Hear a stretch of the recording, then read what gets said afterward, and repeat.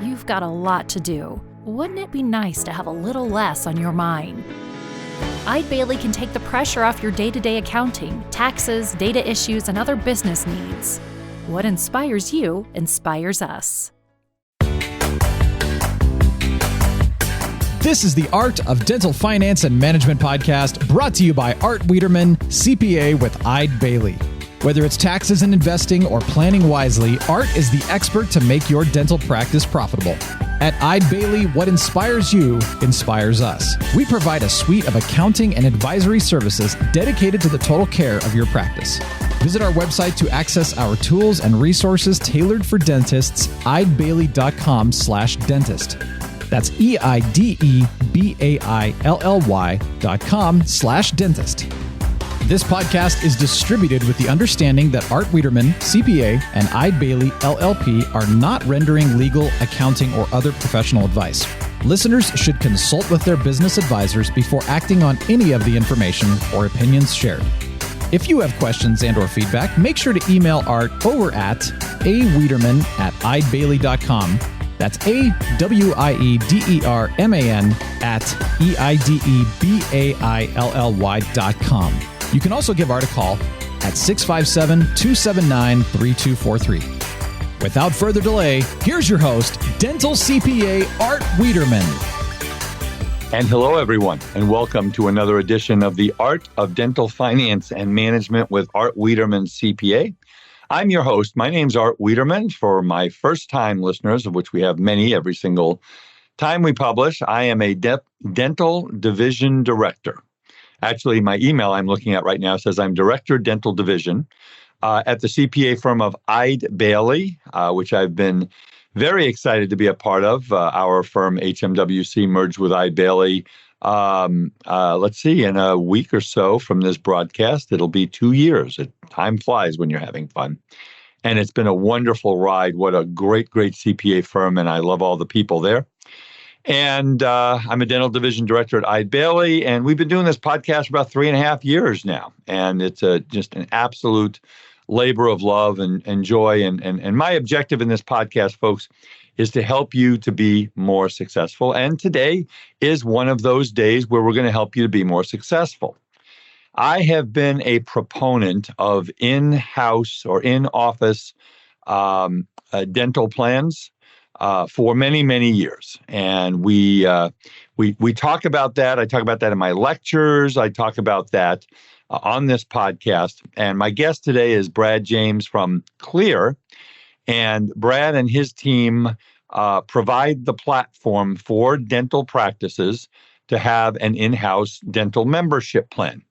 So I always tell the story of my good friend, Gary Takis. He and I, he's the pod father, the guy that did the first podcast and got me into podcasting. And Gary owns a practice in Arizona with a couple of his dental partners.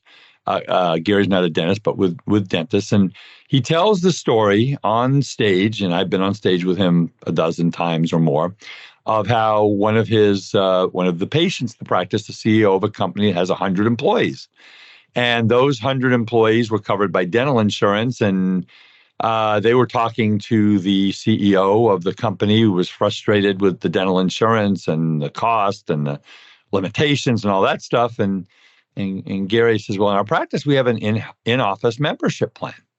And it's, I don't know what it was, $250, I think it was $295. And, we cover this and that. And that's what Brad and I are going to get into. And the owner of the business says basically, well, you're telling me that if I write you a check for my 100 employees for like $30,000, that I can provide a better solution and a better result for their dental care? And Gary basically said, yep, that's how it works. And the guy says, done. So we're going to talk about going to employers. We're going to talk about how an in-office membership plan works. We're going to talk about a little bit about the economy and why this might be a good time to do it. So we'll get to Brad in a couple of minutes. First, I want to, again, tell you about my wonderful, wonderful marketing partner, who Lorraine Kent and her team at Decisions in Dentistry have been on this journey with me for most of the 3.5 years that I've been doing it. They have amazing clinical content, 140 continuing education courses at a very, very, very reasonable price. I know what the prices are, and they are very, very, very reasonable. For you to get your CE done, unbelievable clinical content, go to their website, www.decisionsindentistry.com. My mothership is the Academy of Dental CPAs, 25 CPA firms across the United States that represent over 10,000 dentists. I am a member of Eide Bailly. We represent over 1,000 dentists in our practices, in our offices across the Western United States. My cell number is 657-279-3243, and my email is awiederman@eidebailly.com. There's a couple of things you want to remember. You still have 1 to 2 years to apply for the employee retention tax credit if your practice suffered a 50% reduction in revenues for the second quarter of 2020 versus 2019, or a 20% reduction for any of the first 3 quarters of 2021 versus the same quarter in 2019, or the fourth quarter of 2020 versus the fourth quarter of 2019. Doctors, we have gotten just for the about 100 dental practices well over $4 million in credits. It's money the government is offering, and we have a lot of happy customers. So let us know if it's something that you haven't looked into. We'd be happy to help you. Very important that you listen to this, guys. If you received more than $10,000 from the HHS Provider Relief Fund between January 1 of 2021 and June 30 of 2021, you must, I repeat, must report on the HHS portal the information that they require. Please make sure that you do that. You have until September 30 of this year to report. If you do not report for the third reporting period, they will ask you for the money back. And for many of you in reporting period 3, we're talking 6 figures. And if you're a multiple practice owner, it could be 7 figures. So you need to do that. Be sure to check out our new Eide Bailly podcast, Ebb and Flow, a business podcast providing inspired insight on issues and trends the middle market faces. Hear unique business stories, get answers to frequently asked and unasked questions, and understand business topics that matter to you. Available now on your favorite podcast platform. Okay, let's get to my guest and my friend, Brad James, Brad is the Director of Strategic Partnerships for Clear, and Clear does in-office membership plans, has helped thousands of dentists to do that. And we're going to talk all about how does it work, what are the benefits. We are seeing doctors who have these plans, they're able to grow their production. One of the things I always talk about is, and we'll talk to Brad about this, is how many of you are members of this little group you might have heard of, Amazon Prime? I think that's a membership plan. They do pretty well, last I checked. So we're going to talk about being a member of a membership plan. Brad is from Philadelphia, so he is a Phillies fan. So I am required by law, as you know, to talk baseball. We'll do a little bit of that. So Brad James, welcome to the Art of Dental Finance and Management. Thanks for having me on, Art. I'm excited to be on. And it's funny that you bring up Amazon when this is right around Amazon Prime Day. I know that's like a 2-day Christmas in mid-July. So a lot of people are prepping for that. Well, here's all I know. All I know is that every day there are at least 2 to 3 Amazon packages at my doorstep. I don't know what they are, and I don't ask. So it's just kind of how this works. So Phillies fan, huh? Yes. Yeah, 2008 World Champs. There you go. Mr. Harper he's the starting DH in the All-Star game. Now, the All-Star game will have already been gone by the time this is published, but I remember when Bryce Harper was 15 years old on the cover of Sports Illustrated, and he's basically delivered the goods from that. So I went to Veterans Stadium, the old Veterans Stadium. It's now Citizens Bank Ballpark? Is that what it's called now, or is it called something else? Citizens Bank Park. Right. So I was invited to speak by Benco Dental in Philly, and I told them, I said, I don't speak anywhere unless I get to go to a ball game. I stood online, Brad, for 4 innings to get a Philadelphia pretzel. And it was the best 4 innings that I ever missed in a baseball game because it was the best pretzel I ever had. Yeah, the Philly soft pretzel scene's no joke. I know a lot of people talk about cheesesteaks all the time, but I really think the best snack in the city is definitely a soft pretzel. Well, I'll tell you what, if you can tell the people in Philly if they could come up with a really tasty pretzel that has no carbs, I will eat it every single day. So there you go. I will listen. Let's get into our topic. Tell us about your professional journey and a little bit how you got to be where you are today. Sure. So, I mean, just to give some quick background of what I did in college and where my major was, and it will be relevant to the story. So I was a biology major in college. And my first job out of college, I essentially worked for a company that helped tech companies, businesses that had any type of Salesforce project. So Salesforce, for any listeners that are unfamiliar, it's a customer relationship management platform, also known as the CRM. It is a multi-billion-dollar company. A lot of people might be familiar with the Salesforce building, which is, I think, the tallest building in San Francisco. But Yep. So essentially, I worked for a company, like I said, that helps any types of implementations from the recruiting standpoint all the way through delivery. So there were all types of businesses that we worked with, small, medium-sized businesses, enterprise businesses, you name it. If they use Salesforce for their CRM, our job was to essentially get wind of that project and to start to position ourselves against some of our competitors. And I worked a lot on the business development side. And basically what I really, really liked working, A, with healthcare companies, and B, my favorite was startups. So any type of gritty tech startups with a handful of employees that were all really smart individuals, whether it was operations or they were technical from like a coding and development standpoint.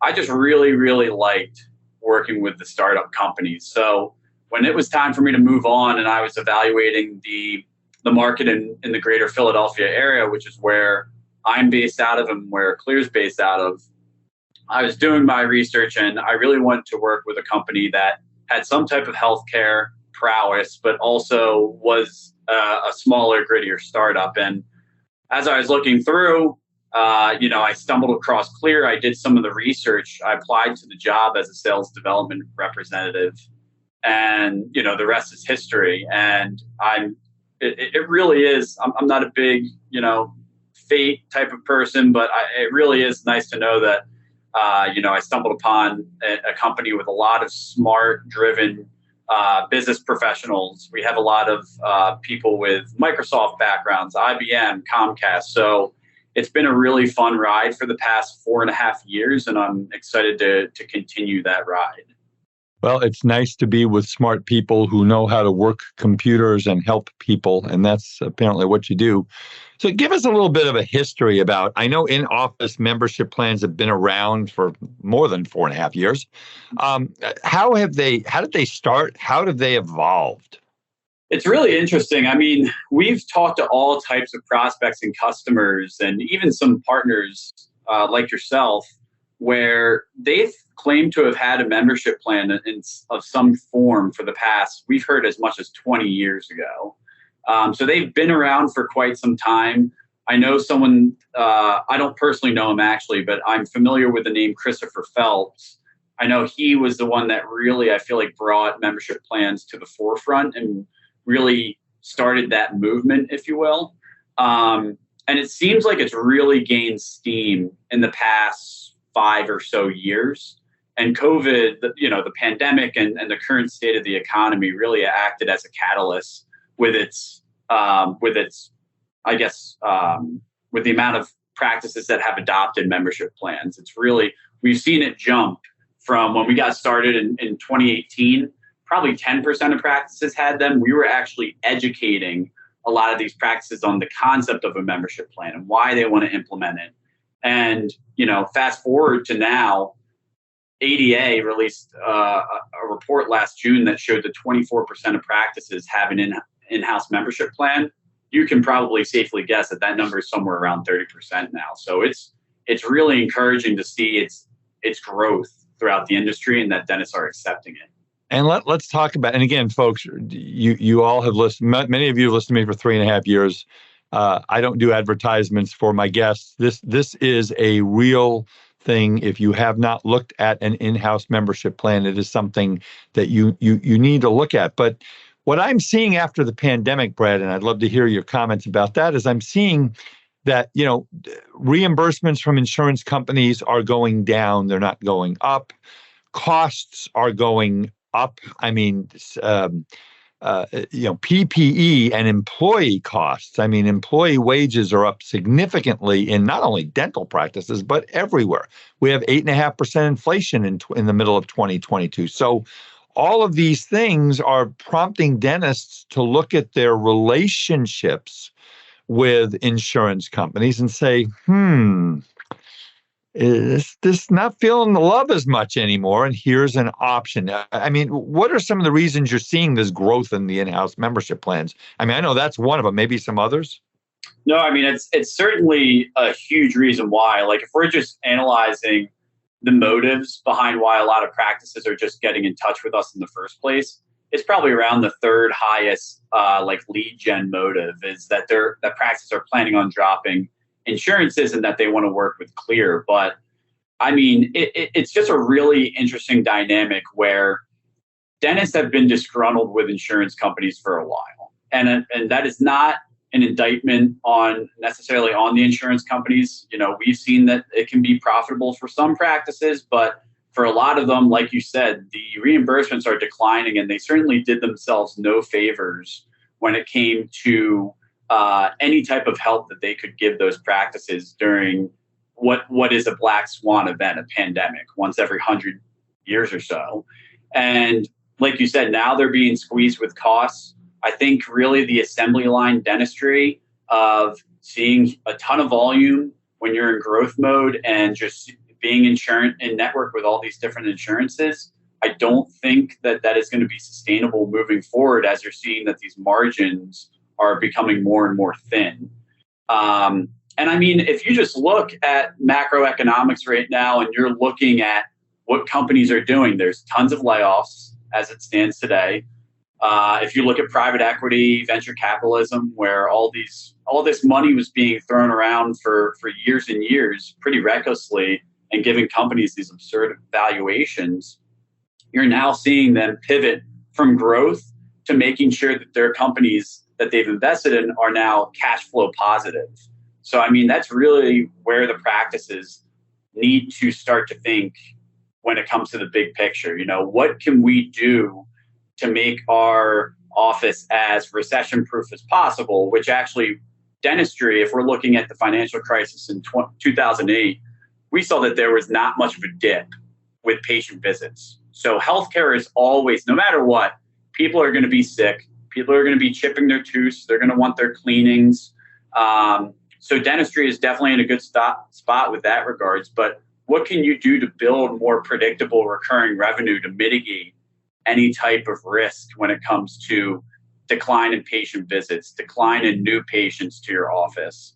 And that's really where not only do practices want membership plans as an integral component and piece to dropping insurances and getting some type of independence from these insurers, but I really think on top of that, the practices that we see that really get it, they see this as an enormous opportunity to build more predictable revenue, to build more patient loyalty, to increase case acceptance. They really see the big picture here. So that's kind of my spiel on where we stand today, going from pandemic to now potential recession and how it pertains to dentistry.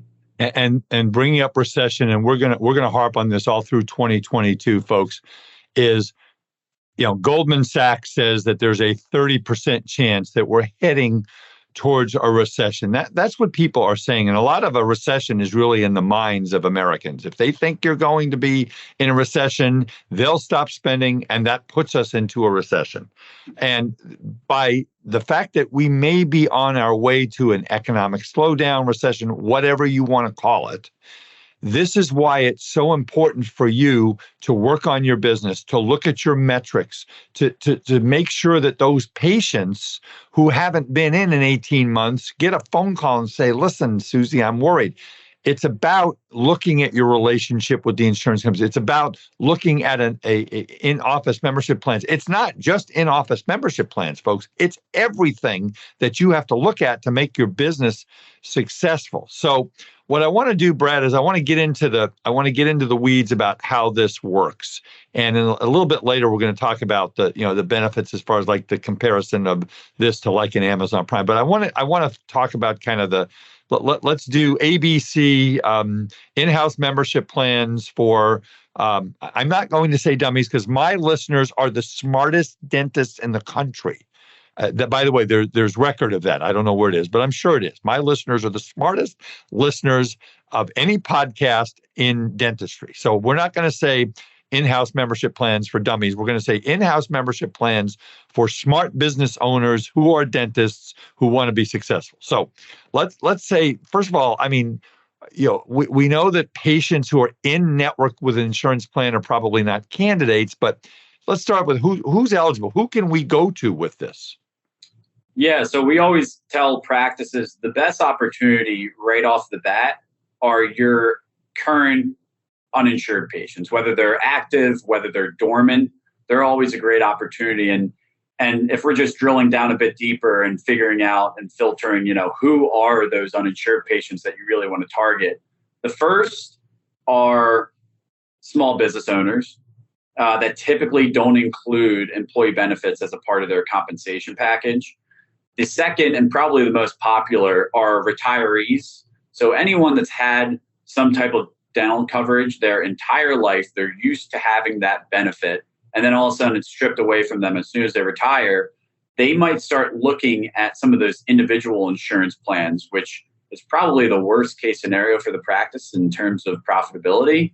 So retirees, small business owners, and then the third one are just millennials or gig economy workers. It's a reality. We're seeing more and more of them pop up with applications like Uber, Lyft, Grubhub. You're seeing more and more people go away from these jobs to where they have more flexibility, more freedom with their time, and they can really select their hours. So those are the three components that we're really seeing a lot of popularity with these membership plans. Okay, so Brad, let's start. I come to you, I'm a dentist, and I say, hey, I heard this sounds good, I want to do this. Give us the basics of what is it cover, how does it work? Sure. So a lot of, if we're just comparing it to traditional insurance or other third parties that administer care plans, such as a discount plan, I think the most important aspect to understand about a membership plan is that the practices are in full control. So they set the treatment protocol, they set the pricing, the procedural discounts. They are finally able to design these care plans that are the best for their patients. And who's better to select what's best for their patients than the providers that actually have those one-on-one relationships with the patients. So practice has full autonomy. And when it comes to actually designing these care plans, like I said, the practice, they get to set their pricing. So it's essentially an annual or monthly subscription that a patient is paying directly to the practice, not to a network. So to the practice. And what's included in that monthly or annual subscription is all of their preventive and diagnostic care. So their hygiene visits, their cleanings, their oral exams, x-rays, whatever the practice wants to include in this bundle, they can. So let's just say the average practice has 2 cleanings, regular exams is needed, x-rays is needed, and maybe they include fluoride, maybe they don't. Another perk, in addition for being the member outside of that preventive and diagnostic, is that they'll give that patient, say, between 10 and 20% off all other procedures.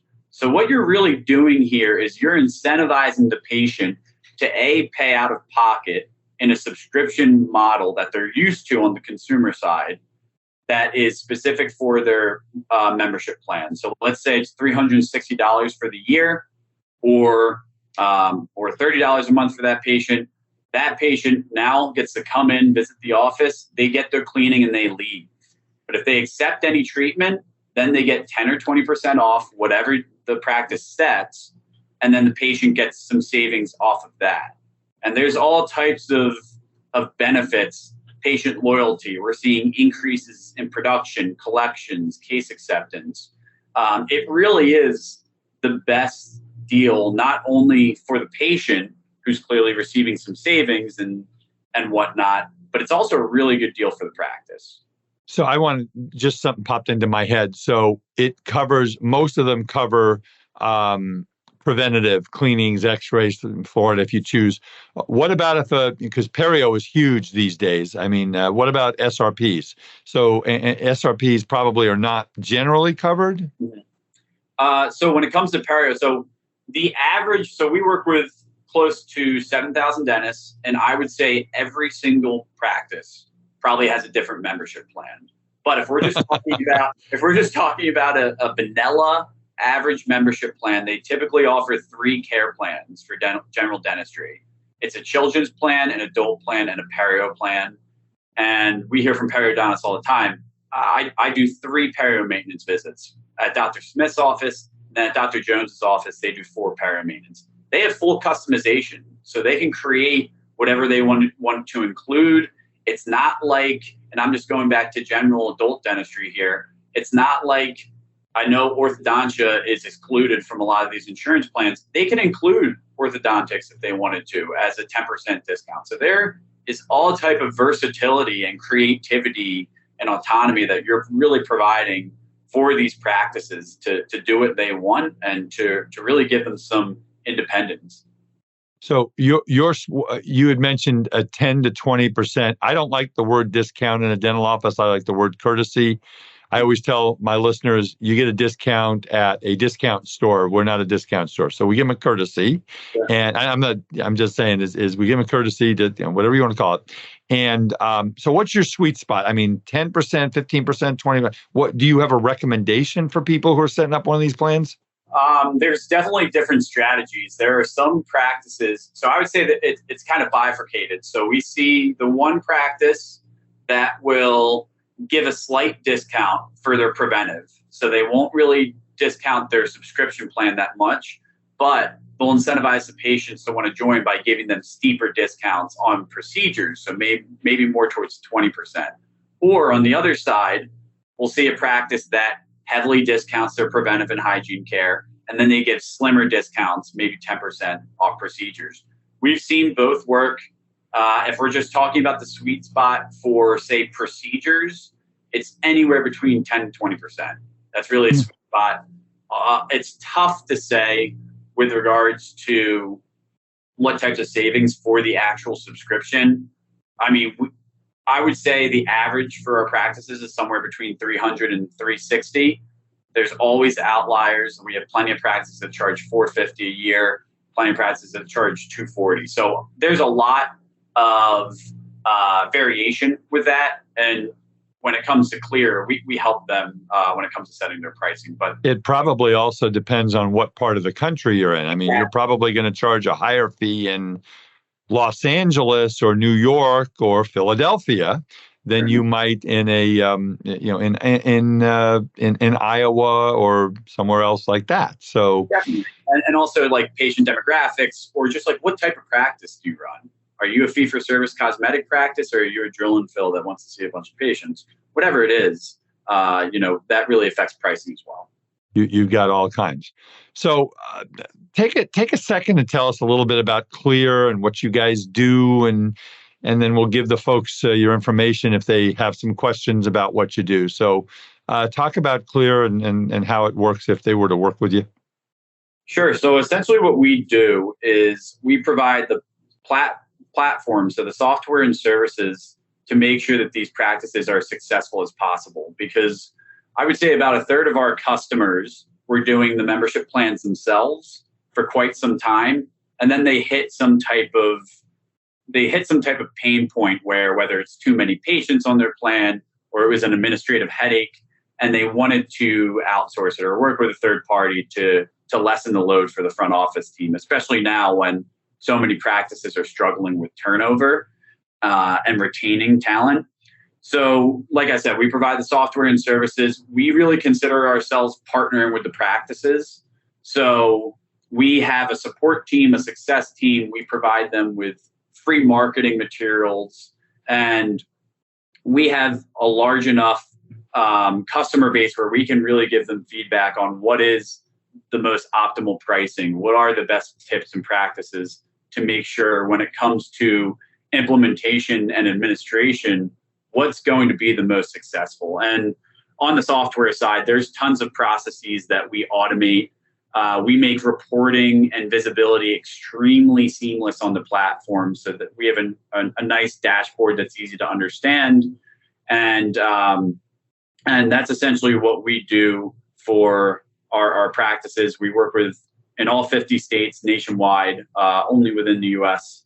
And yeah, we have some new exciting product features that are coming out in August. So essentially what we're going to be doing is we'll be integrating with practice management software. So that's a big one that we're getting ready to roll out behind the scenes. Are you integrating, I mean, the major ones, Dentrex, Eagle, Soft Open Dental, or more? Or more. So all three and some more.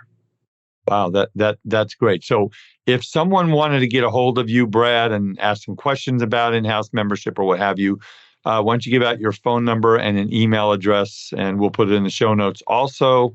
And again, folks, Brad is a resource to help you to be successful. An in-house membership plan may or may not be right for your practice, but my late dad, his name was Irving Klein. I talk about him every once in a while on the podcast.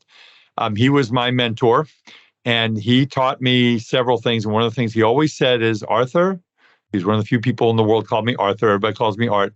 He said, talk to people. Talk to as many people as you can. You learn so much. So talk to Brad if you want to find more out about this. Brad, how do we get a hold of you? Absolutely. So my email address, it's pretty simple. It's just brad@clear, and clear spelled KLEER.com. That's my email address. If you do want to send me a text message, my cell phone is 610-639-6441. And again, we're always happy to just have the conversation, or if you just wanted to learn more about the software, feel free to reach out to me. And if you're a Phillies fan, it's even a better deal, right? Exactly. Phillies and Eagles fans. An Eagles fan. That's right. There you go. Oh, yeah. Who's your quarterback this year? Jalen Hurts, but we'll see how it goes. Yeah, well, we'll see. It's always an adventure in the NFL and in Major League Baseball. So I want to get into the topic of the Amazon comparison.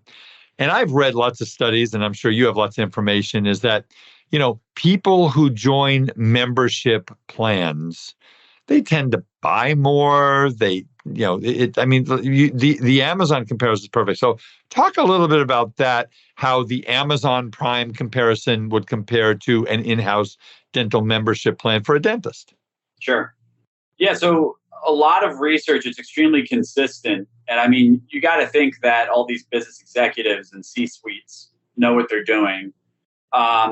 We've seen that whether a business has a membership plan or a loyalty plan, savings plan, whatever jargon they're using, we're seeing that those consumers that are a member are spending twice as much as those, we'll call them casual consumers or shoppers. And it really does apply to dentistry. If we're looking at it, if a practice, I understand on the front end, and if we're just looking at the short term, it might be tough to look at a patient that potentially pays you 100% out of pocket, and now you're going to be providing a 10 to 20% courtesy to the I didn't mean sorry. So you're providing 10 to 20% courtesy for these patients, and you're concerned that you might be cannibalizing your cash paying patients. But if you're looking at the bigger picture here, we have and are able to pull the raw data from the practices, from our customers that want to see their numbers and want to see their ROI, the return on investment. And it's extremely consistent, just like I mentioned earlier, when those membership consumers or subscribers are spending twice as much, we're seeing that's the exact average. We're seeing it's a 2.1 times increase in production and profitability for membership plan patients compared to other uninsured patients. So So it's really interesting because you don't want to cherry pick. I understand practices want to do it, but imagine if you're shopping somewhere, or I'm getting ready to fly later, so I'm an American Airlines AA Advantage member. If I saw that someone else was getting a discount and I wasn't, just because I was dressed in a suit and I looked like I could pay for it, that's not a great customer experience for both parties. So that's where, no matter what, provide the value for your customers. They're going to be spending more money. We have the data to show it, and it's extremely consistent, and it works for fee-for-service practices, practices that are heavily contracted with PPOs. It really does not discriminate based upon all the data that we've been pulling. Our membership plan patients are spending twice as much. So let's talk about, Brad, going to businesses in the community. I mentioned that at the top of the broadcast. How do you recommend people do that? Do you help them with kind of how to approach businesses in the area? What size? Talk about how a dentist they're frustrated, they're not making as much money as they want. They want to look at an in-house membership plan as a tool to grow their business and grow their bottom line. So how do we go to the businesses in the community? What tools do you have? How do you recommend that people do this?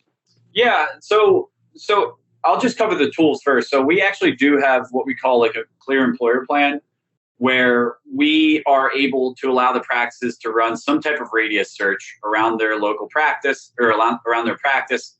And we can send them a list of all the businesses that are listed and with the contact information. So cell phone, email, and LinkedIn of the main contact at each local business within that certain radius search. So we can provide that. But I think if we're just talking about best practices, whether they use Clear or not, it's funny when they always look at the bright, shiny object and they think, oh, let's go out, let's hypothetically, or let's knock on doors metaphorically, and let's call some businesses around us, and let's see if we can bring on all these groups of new patients. We actually think that the best way to kind of dip your toe here is ask your current patients. It's like the example that you said earlier about the CEO. Talk to your current patient base, see who's employed by a small business, see who owns a small business, and try to understand, do they include dental benefits? A lot, and we did a ton of research. A lot of these small businesses and medium-sized businesses, they see the value of dental benefits, and they understand that it contributes to their employees' overall health, their well-being, their happiness. It helps attract new talent. It helps retain talent when they have benefits. But a lot of these smaller businesses that have maybe tighter margins, or they're not generating as much revenue, they have smaller budgets, they're not able to pay for $500+ a year for every employee for dental insurance. So this is a way, when you're positioning the membership plan that's objectively more affordable for the employer,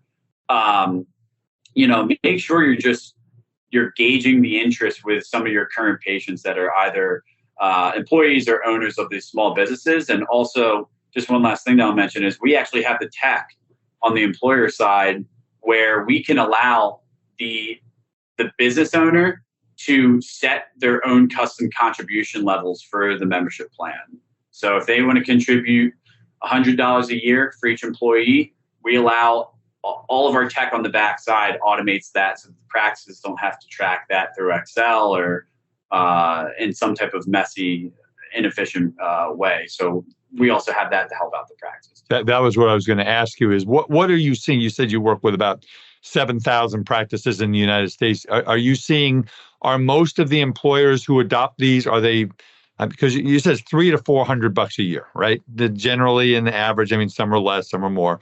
But are you seeing in most cases, are most of the employers picking up 100% of the cost? Are they asking the employees to pick up a piece of the cost? Well, and I know that like you said, every plan is different, but what do you see as a trend there? I don't have the best answer for that because I know we do have employers on our plan. I don't know what the contribution level is. So I don't want to misspeak or talk about it. But I can certainly, on the side, if you're adding notes to the show, I can ask our VP of customer success and figure out what are employers contributing, whether it's just they're giving them access and not contributing anything, or they're covering the whole cost. So I'll figure that out, and that's probably good for me to know anyway. Appreciate that. So you had brought this up a little earlier, and this would be something that I've always wondered about is okay, so my name is Art Wiederman. My neighbor is Brad James. So Brad, I just went to Dr. Jones. We both go to Dr. Jones. I got a crown done. You got a crown done. But wait a minute, my crown was $1,350 because I'm part of a membership plan, and yours is $1,500. How do we navigate the verbal skills in the practice? I mean, do you see patients being upset, or are they actually saying, well, wait a minute, how did you get that cheaper rate? And I mean, that's a concern. Do you run up against that when you're doing the training for your new offices? I would say, so we don't necessarily deter them. We don't tell them not to do that. But what we do is we recommend them to offer it to most or all of their uninsured patients. And one of the small reasons why you want to avoid that is that exact reason. Just in case patients who are friends and get to talking over drinks or whatever it may be, and one is paying 20% less than the other one, there could be some problems and some dissatisfied customers or patients potentially contacting that practice in the future. So I think a lot of it really drills down. You got to drill down on the loyalty. I mean, for instance, I brought up American Airlines earlier. I mean, I don't know who likes any airline company for any reason, but I don't love American Airlines. But you know what? I am based out of a hub in Philadelphia where it's my best option. I'm in the rewards program. I save money on my tickets. I sometimes get a free flight when my miles are high enough. And no matter what, I'm going out of my way to book through American unless it's just not even an option. And hopefully for a lot of these dental practices, the patients are having a better experience than what I'm having with American. They see the value. And no matter what, when you're bringing that type of pricing transparency and you have these patients that are understanding that their dentist is now giving them a deal that they can't find anywhere else, they're going to see that instead of being loyal to a network with insured patients or discount patients, they're now loyal specifically to that practice. They understand they're getting a deal or a courtesy from the dentist. And that is where the spending really follows behind. And that's where you see an increase in profits. And that's honestly what we recommend to our customers. So I'm generally required, again, by law to know everything about everything because I'm the host, but I don't know everything about everything. So I have a question that I don't know the answer to. So let's say, Brett, I have a patient in a practice and they work for XYZ company, and XYZ company has ABC insurance company, and that patient is contracted with ABC insurance company. So what if you're talking to this patient about that plan, and we know that if they're covered by an insurance plan, by an insurance company, the in-house membership plan is maybe not going to work. But what if the patient says, well, wait a minute, I like your plan better, and they're taking $50 a month out of my salary. Can I do this individually and go to my employer and opt out of my plan? Do you see that happen sometimes? We do. It really, and there seems to be some type of correlation in, the amount of patients that they have enrolled. So like their actual just adoption of the membership plan, and is it an integral piece of their business component or their practice administration?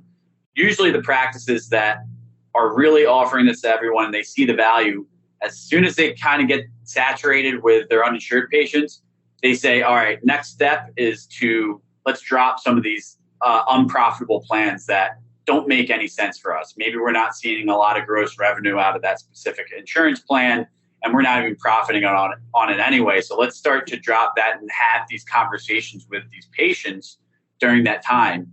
Yes, actually. So one example is the dentist that we know that's out of Newport Beach that we've had side conversations about. Yep. That doctor in particular, he and his wife, who's the practice administrator, they have successfully dropped insurance plans and have leveraged their membership plan. And then the second one is actually a lecture I was at with Gary Takis, and he was the dentist that hosted the event was a clear customer. And he, at the end of the event, came up to me and told me how in the span of 2 months, he had 3 patients that were Delta patients, and he got them from Delta onto their membership plan. I really think a lot of it, no matter what, it's an uphill challenge, especially if they're employer sponsored.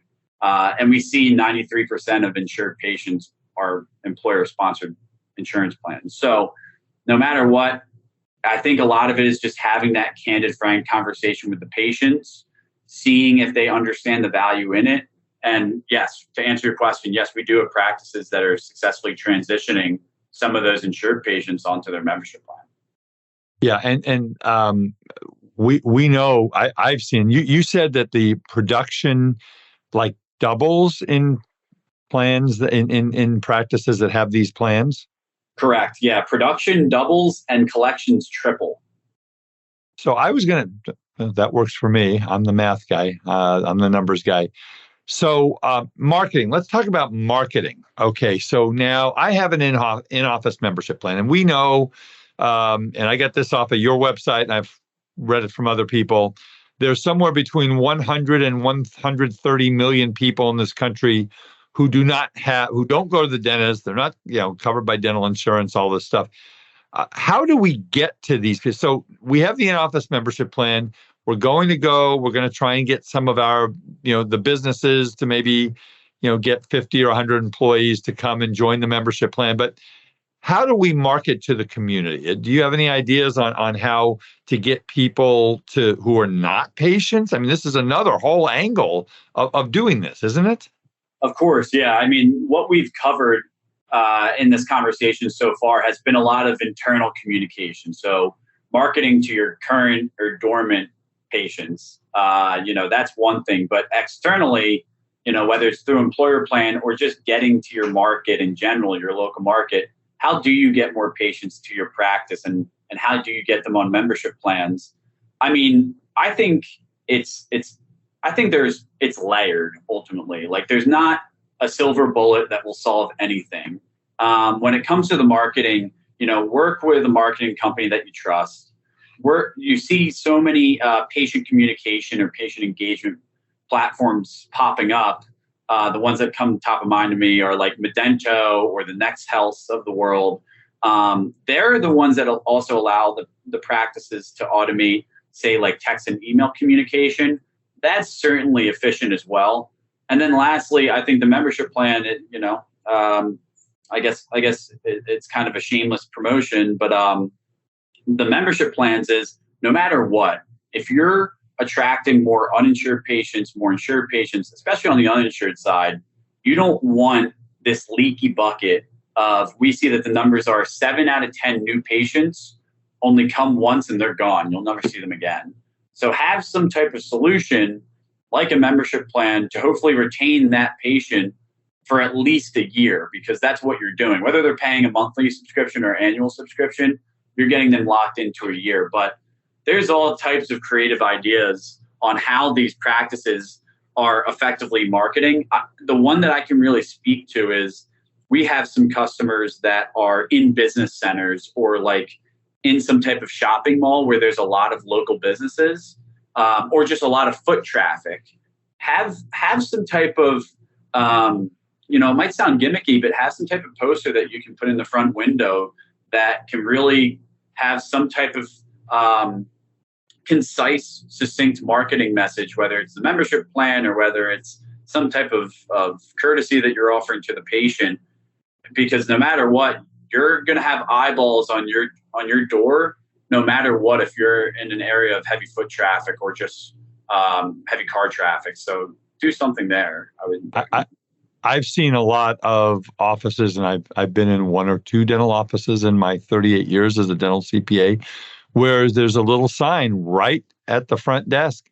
Want more information about our in-house membership plan? And then the patient is going up to pay, and they go, yeah, what? Tell me about this in-house membership plan thing. And then, do you also help, Brad? And then we'll make some final comments and call it a morning. Do you make some comments about what kind of training because it's really important that the front office team, because it's pretty much the front office team, not as much the hygienist or the assistants in this particular situation, but how the front office team is trained to explain. And I'll use the word sell. Some people don't like the word sell, but how do we train the front office to make sure that the implementation is successful? Sure. So just to give you some insight on how we operate, we'll never move a practice forward if we've only talked to the dentist and not the office manager, because we've seen that's how some projects fail. We understand that the dentist needs to be on board and is probably the ultimate decision maker. But when it comes to successful implementation and team adoption, you need the office manager on board or the practice administrator, whatever title they have. So you need them on board. And when it comes to training, that's really where we're very unique in our approach, from where we kind of consider ourselves shoulder to shoulder with the practices. We have the plan consultation. So that's where we give them feedback on what we think is optimal pricing. We share best practices with them on what they should include, exclude with their procedures and other perks like family plans or specialists being included or excluded from their membership plan. So we have the plan consult. That's step one. And then step two is training. So that is where we talk them through best practices, tips, talk tracks, and how they should really have that conversation with their patients. A lot of it, you shouldn't really feel like it's selling. Like if you really understand that this is a good deal, not only for the patient, but for the practice, it's great for both sides. Our best practices, our best customers are extremely passionate when it comes to having that patient conversation. And when there's passion, people can sense that. And I think that's really where, when they have that confidence and we have the training and they're well trained, that's where we really see some nice enrollment and adoption from patients and from the team. Got two more things for you that popped into my head. Number one is we have multiple practice owners. How does that work? In other words, is implementing a plan for someone who owns 2, 3, 5, 10 practices different than a single practice owner? It is, yeah. So we have a separate, what we call a group practice portal that's completely separate from just a one location practice. And if they have multiple locations, we provide them with the software that makes it easy to report, that makes it easy for them to have visibility on each office's performance. But I think the biggest thing is if you have multiple locations, you need to maximize profits because, like you said earlier, let's say a practice in upstate New York and there's another practice in downtown Manhattan. They are going to have completely different pricing and fee schedules. So if you're looking to really maximize and you own multiple locations in different markets, you want to make sure that you have different pricing because you don't want to leave money on the table anywhere.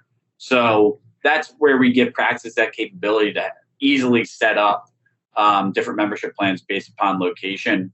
And we also even have practices where they have several different owners under one roof. And maybe one doesn't want to offer the membership plan and the one does, or maybe they want to set different pricing.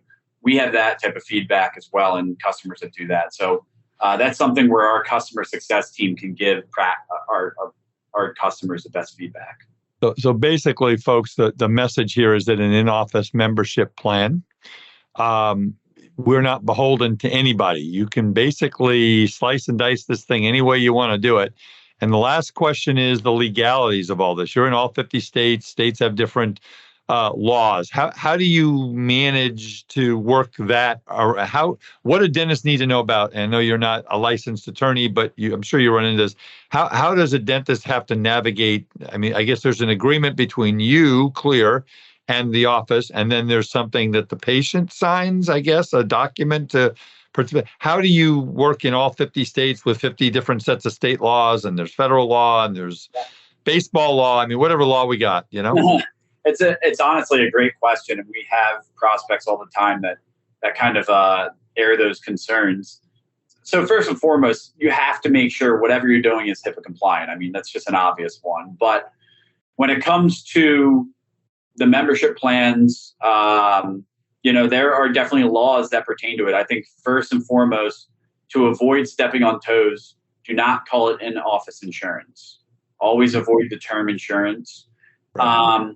On top of that, we have spent, I don't know how much money, so that's above my pay grade, but we have done a lot of due diligence to work with several law firms, and one that specializes in DMPO law, so just Discount Medical Provider Organization. I forget what DMPO stands for, but we have done our due diligence to make sure that we are not violating any laws that are within states or federal laws.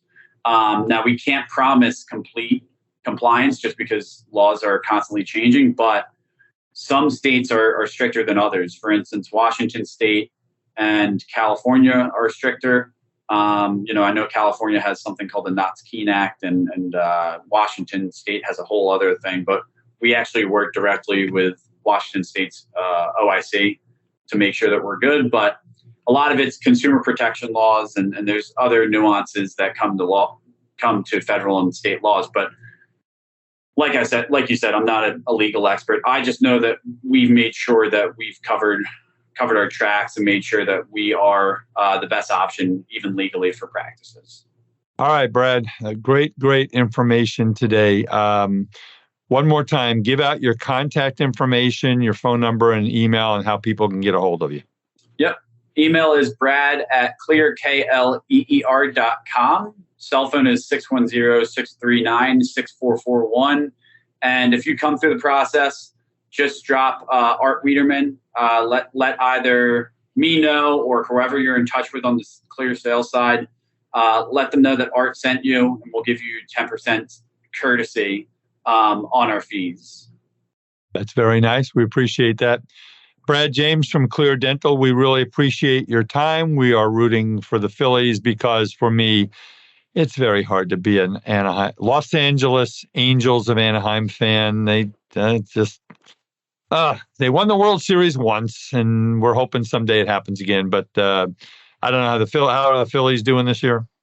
Well, I was just going to comment real quick on the Angels. I mean, you have two generational talents, and I don't know what's going on there. I mean, you can probably elaborate more. But for the Phillies, ever since we fired Girardi and we've had our interim manager, and I mean, their record is like 25-12.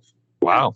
Yeah, they've completely came back. So it looks like the NL East with the Mets and the Braves and the Phillies, it's a pretty crowded division, but we'll probably have to settle for the wild card since the Mets and the Mets are out of their minds. Well, as usual, we can spend all day talking about sports, which I need to start a sports podcast. This might be the art of dental sports. I don't know. We'll figure something out. Brad James from Clear Dental, hang on as I take the podcast out, if you would, please. Folks, again, thank you for the honor and privilege of your time. Thousands of people listen to this podcast every month. I get emails, I get calls. It's just an honor and a privilege to serve the profession that has allowed me to have a career for 38 years, which just blows my mind. I remember the day I walked into the door of the CPA firm that I took over in 1984. I remember it like it was yesterday. So thank you again for that. Make sure that you go to our partner Decisions in Dentistry's website. 140 continuing education courses at a very reasonable price. Go to www.decisionsindentistry.com. Go to our website for the Academy of Dental CPAs, www.adcpa.org. 25 CPA firms that represent over 10,000 dentists. If you are looking for help from me and my team, we don't, we're not licensed attorneys, but we do. I always tell clients, if we don't know the answer to your problem in the business of dentistry, I know where to get it. I got great resources like Brad and all kinds of people and everybody, you've listened to. And again, we got over 150 podcasts. I've got a library of dental business over the last 3.5 years. My office number, 657-279-3243. And my email is awiederman, WIEDERMAN @Eide Bailey. That's EIDEBAILLY Make sure that if you got more than $10,000 from January 1 through June 30th of 2021 from the HHS Provider Relief Fund that you get on the portal and file. If you get to October 1st, you're literally going to get a message that says, "Dear doctor, you waited too long. We're locking you out," and you'll be getting a letter from us as to where to send your money back to. We don't want that to happen. So anyway, and with that, folks, that is another one, as they say in Hollywood, or in this case, in Orange County, in the can. Brad, thank you very much for your time and your great expertise, and for the Art of Dental Finance and Management with Art Wiederman, CPA. We'll see you next time. Bye-bye. Thank you for listening to today's episode of the Art of Dental Finance and Management podcast. Be sure to subscribe wherever you listen to podcasts so you never miss an episode.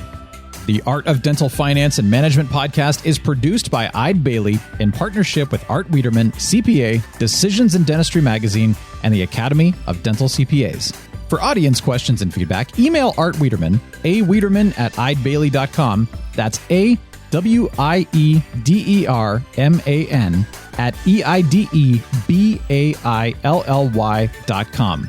Or you may call Art at 657-279-3243.